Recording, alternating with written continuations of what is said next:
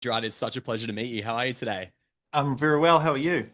I'm doing very well, thank you. I'm doing very well. I'm super excited to talk to you because this movie is a hell of a lot of fun. But I also have to sort of shout out at the start, I'm a huge Housebound fan as Oh, well. awesome. I Great. really love that movie, man. So Cool, I'm cool, excited to cool. talk to you, and I'd love to kick off the conversation by sort of bringing up the fact that you ask hard hitting questions in this film about the merits of having Steven Seagal as a role model.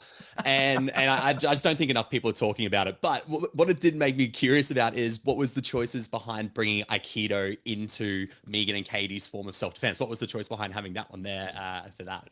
Yeah, I'm trying to think which came first, Steven Seagal or Katie doing Aikido. I think it was like, I think it's funny. Aristotle, who plays Christian in the movie, one of the earliest things him and I bonded over was kind of like a reverence for like young Steven Seagal and the kind Yes. of the presence that he had and how it was like he was just so funny like within those iconic 80s action stars. He had sort of Van Damme and Stallone, and here comes this really tall guy who always played Italians but actually wasn't Italian.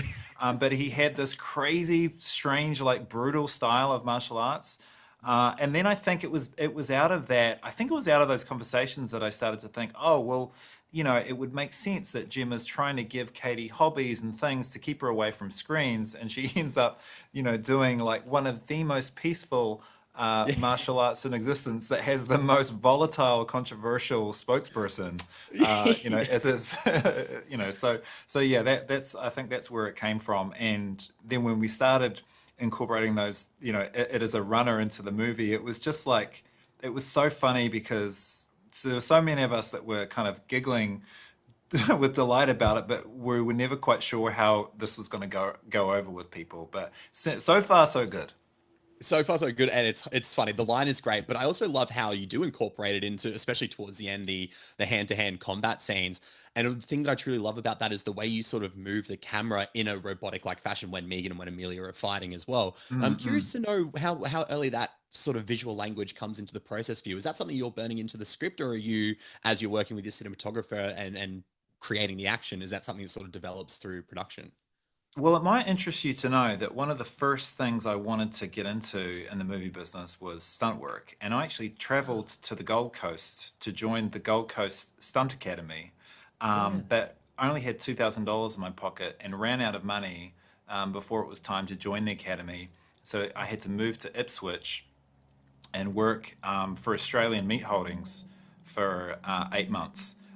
So I kind of didn't get to pursue Yeah. my Yeah. my martial arts movie ambitions.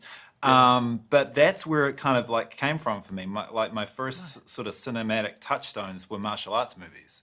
That was really kind of my way in. So I've been dying to kind of do something that that does something with all these like latent skills that I had as like a 12-year-old, and like Yeah. all of these movies that I've watched. And I used to make kung fu movies, and just edit them on my VHS player. So yeah, so teamed up with my stunt coordinator Ike on just trying to make sure that these action sequences just really delivered. Yeah.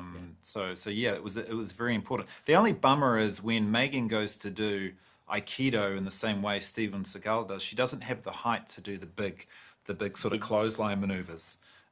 Yeah, but yeah, you make it work and you make it exciting though, because that final cool, confrontations are sick. They are so much fun. And while cool. we're talking about sort of inspirations and that kung fu inspiration you have, I love the opening scene of this film because I love how it sets up sort of the tone of the film. But I'm also a fan of those like 80s and 90s smoky, sweaty war rooms with like the cocky government general who's there doing his thing. And I just love the opening of this film. And I'm curious to know how whether you're conscious of sort of balancing tropes that do work and sort of set tones for a film, but then putting your own spin on it as well. You definitely make it like a Gerard Johnstone opening scene. Hmm. So I'm curious to know if Hmm. you're conscious of that balance when you are creating the story.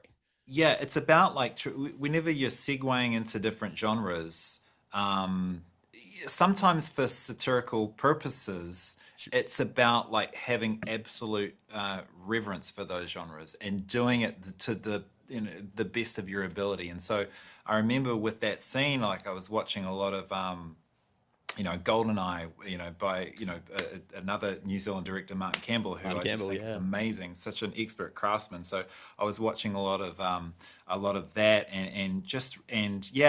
of those I think it was like Mission Impossible as well was a huge Mm. influence on this. I'm really studying the way Chris McQuarrie and Tom Cruise do their thing and put all those scenes together, and just the beautiful cinematography behind that.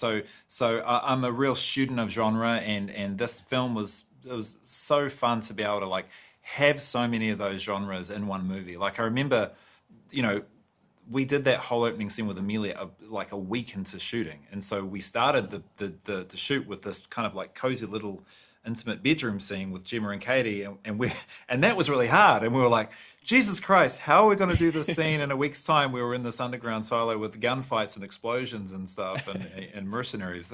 Jesus Christ! But it turned out that some of that stuff there was so much planning that went into it that was actually some of the best stuff, and just Toby Oliver, Australian DP, did just an incredible job Yeah. with the movie. It looks like one of those movies from the 80s and 90s, so I'm really proud of that.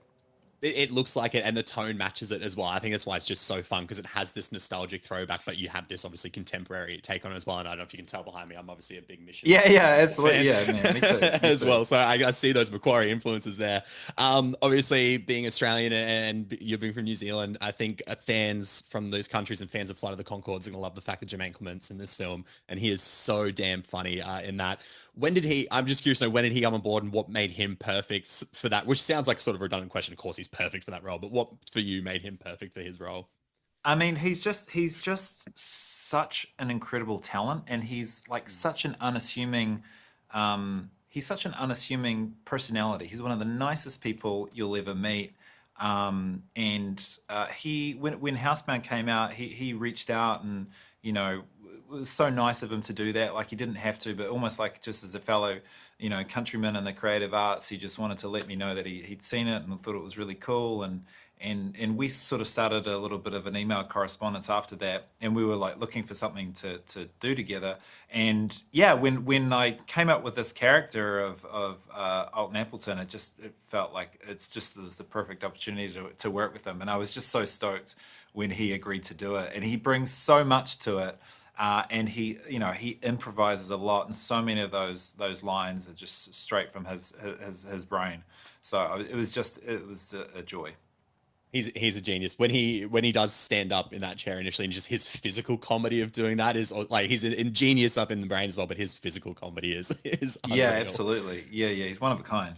He's one of a kind. And while we're talking about humor as well, obviously, M3GAN's sass and humor develops from the first film into this very much so. She is hysterical. The one-liners.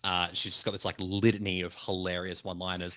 I'm curious to know sort of how that developed over the screenwriting process here, and sort of where we leave M3GAN in the first film as to what she is now, and how she has developed over the course of the two films, especially in that humorous and that witty sense, I guess.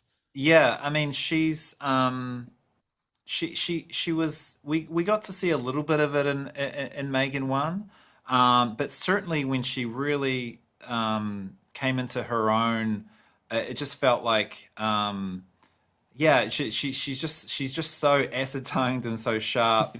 It's not they're not easy lines to write, because you really have to Sure. think what would be the most cutting, dark thing that someone could say at any given moment, and it does kind of like take a long time to get it right. But I think that the fun thing about this movie and why it leans more comedy is because Megan herself is just kind of a fun character. She's no longer this kind of mysterious villain. It's like we're suddenly taking the shadowy figure out of the spotlight and looking at her through a different lens, and it's kind of like we're saying, hey, hang on a minute, she was kind of programmed to do this to protect Katie, and she did her job. Okay, so maybe she does have the moral high ground in a way. It's like, yeah, she was kind of killed as soon as she, did one thing wrong, and that's kind of rough. It's like, shouldn't there be some sort of Yeah. rehabilitation, or at least a conversation about it? And yeah, so it's absurd, but then again, so is the future that we're living in. It's a great way to put it. I'm getting the wrap here, Gerard. I really appreciate your time and chatting with you. Like I said, I'm a fan of your work. Thank Oh, you for taking awesome, the time. I man. hope we get to do it again soon. And congrats on the film, man. Appreciate your time. Oh, thanks so much. Yeah, lovely chatting to you.